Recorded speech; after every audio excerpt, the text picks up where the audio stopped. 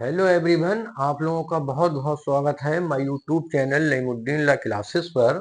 और हम लोग भारतीय न्याय संहिता 2023 पढ़ रहे हैं। भारतीय न्याय संहिता 2023 की हम धारा 132 पर आ गए हैं, जिसको आप लोग बीएनएस 2023 भी बोलते हैं।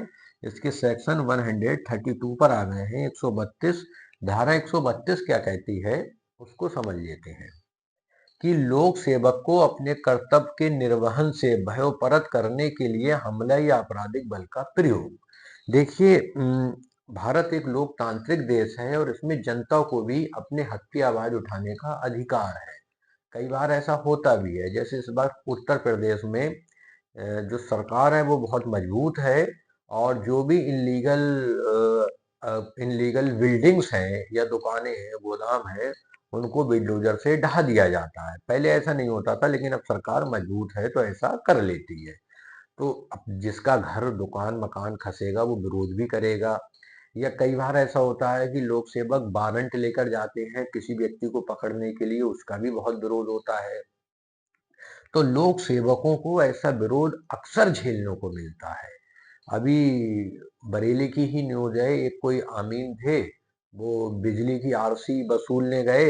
भाई वो भी तो एक लोक सेवक है, अपना कर्तव्य कर रहे हैं, उनकी पिटाई लगा दी। ये अक्सर होता है, अक्सर। तो इसीलिए इन लोक सेवकों को सुरक्षा देने के लिए कि अपना काम ये बिना डर और बिना भय के कर सकें, ये धारा 132 को रखा गया है। और देखिए हेडिंग भी है कि लोक सेवक को अपने कर्तव्य के निर्वहन से भयप्रत करने के लिए हमला या आपराधिक बल का प्रयोग।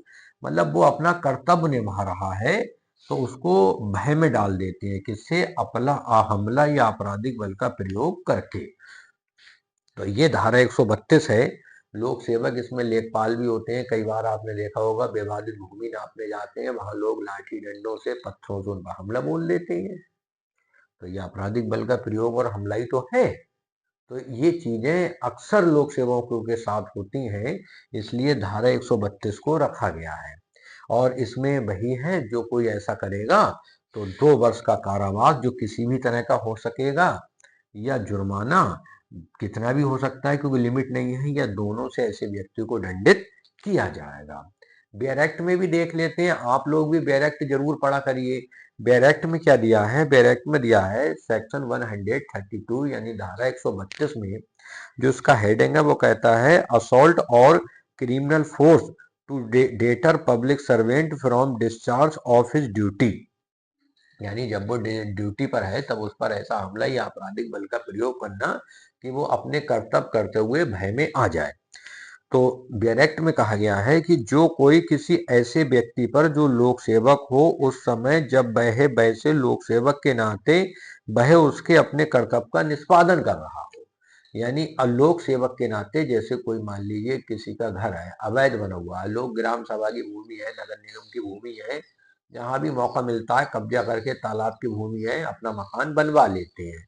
अब लोक सेवक बेचारे जाते हैं, जब ऑर्डर आता है गिराने के लिए तो उन्हें इस तरह के अपराध झेलने पड़ते हैं। अब इस उस वक्त वो कार्य कर रहा है, ये नहीं अपने घर पर है, मतलब अपनी ड्यूटी पर है, ठीक है, निष्पादन कर रहा हो, या इस आशय से कि उस व्यक्ति को वैसे लोक सेवक के नाते अपने कर्तव्य के निर्वहन से निवारित करे या भयपरत करे, या ऐसे लोक सेवक के नाते उसके अपने कर्तव्य के विधिपूर्ण निर्वहन में की गई या की जाने के लिए प्रयत्नित किसी बात के परिणाम स्वरूप हमला करेगा या आपराधिक बल का प्रयोग करेगा, वह दोनों में से किसी भांति के कारावास से जिसकी अवधि 2 वर्ष तक की हो सकेगी या जुर्माने से या दोनों से दंडित किया जाएगा। तो इसमें बहुत सी चीजें ऐसी आ सकती हैं जो लोक सेवक होते हैं जिन्हें ऐसे अपराधों का सामना करना पड़ता है। जैसे मान लीजिए कोई गाड़ी है, आदमी ने लोन पे ली, लोन किस्त चुका ही नहीं रहा है ईएमआई, तब उसकी आरसी कटेगी। तो आरसी, अबे आमीनी तो उसकी गाड़ी को लेने जाएंगे, अब वो गाड़ी भी नहीं दे रहा है, गाड़ी छीनने का प्रयास करा जा रहा है, वो उस पर हमला कर दे रहा है। तो ये सब क्या है, फिर वो इन मतलब 132 में दंडनीय माना जाएगा। पूरी वीडियो देख लीजिए, वीडियो देख के डायरेक्ट को पढ़िए। फिर भी कोई चीज समझ में नहीं आई हो तो कमेंट बॉक्स में जरूर पूछिए। वीडियो देखने के लिए बहुत बहुत धन्यवाद।